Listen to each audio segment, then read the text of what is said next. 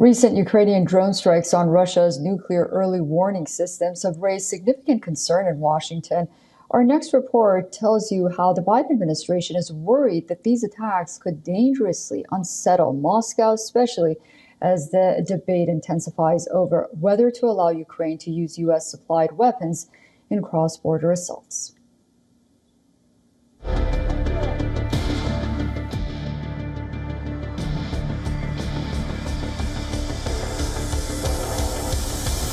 Ukrainian soldiers are fighting hard to check the advance of the Russian troops, who are backed by Russia's ferocious firepower. Kyiv's response has been daring drone strikes.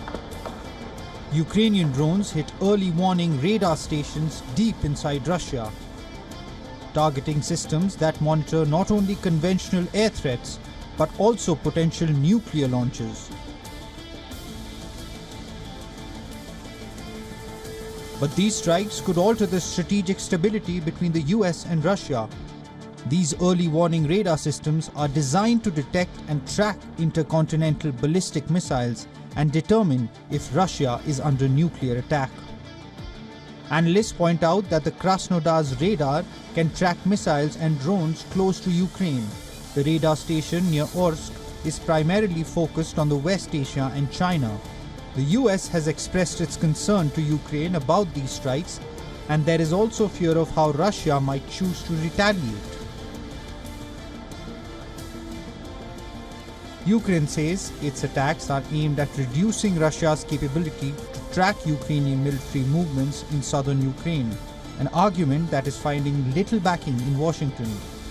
Ukrainian President Volodymyr Zelensky continues to press that the Russian onslaught should be stopped.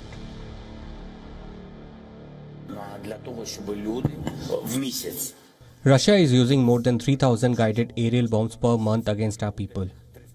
We believe the number will go up to 3,500 next month. Thousands of bombs are falling on people.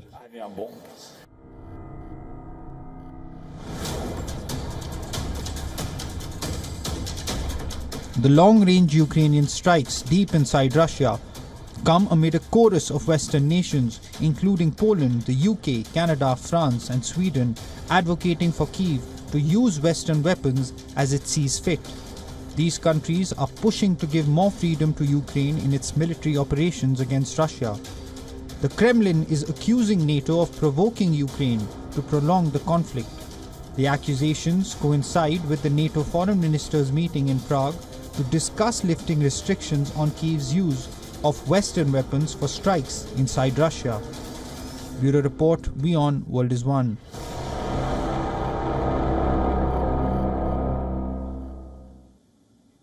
We are now being joined by retired Colonel David DeRoche. He's also a professor of Near East South Asia Center for Strategic Studies at National Defense University. He's joining us live from Washington, D.C. Thank you so much for joining us on WION this morning. The United States seems to be worried that strikes on Russian early warning system could alter the strategic stability between Moscow and Washington. Why is that? Good question. So when you look at nuclear deterrence, in order to have stability in a realm where both countries have substantial nuclear forces, you really have to have visibility on what each country is doing. So if Russia's nuclear detection radars are blinded, then they have to resort to other less accurate methods. And the fear is that they will mistake innocent activity for some sort of nuclear activity and escalate.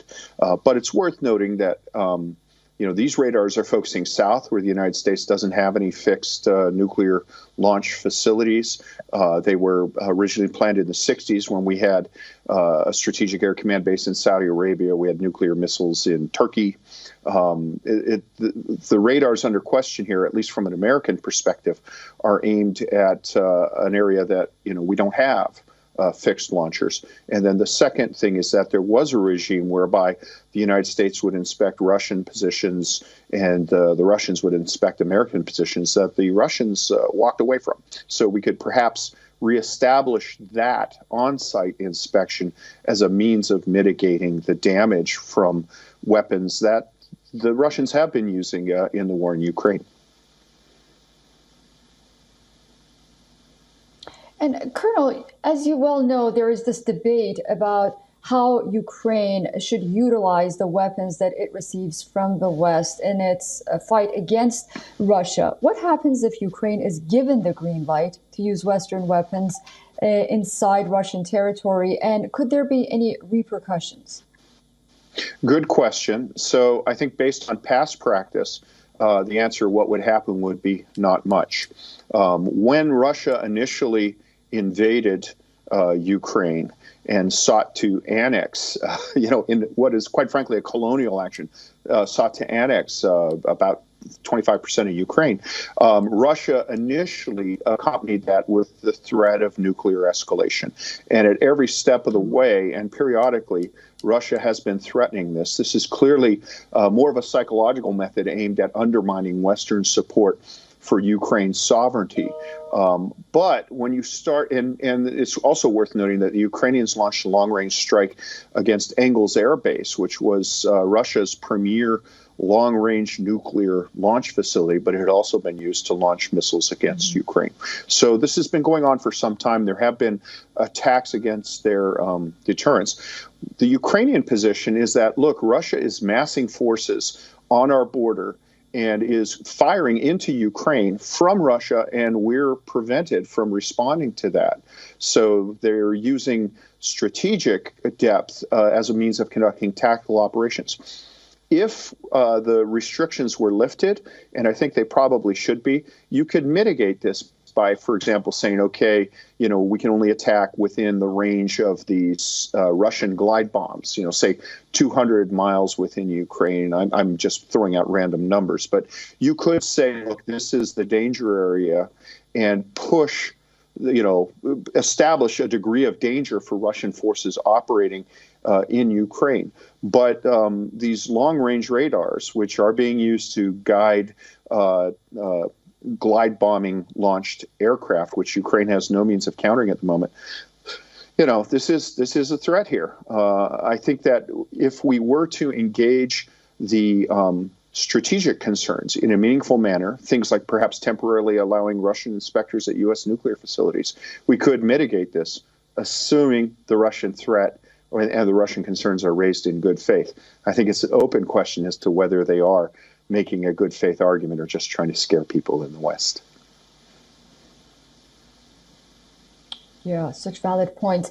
Colonel, thank you so much for joining us. David B. DeRoche from Washington, D.C. I look forward to speaking to you again very soon. Thanks, Susan. For all the latest news, download the WION app and subscribe to our YouTube channel.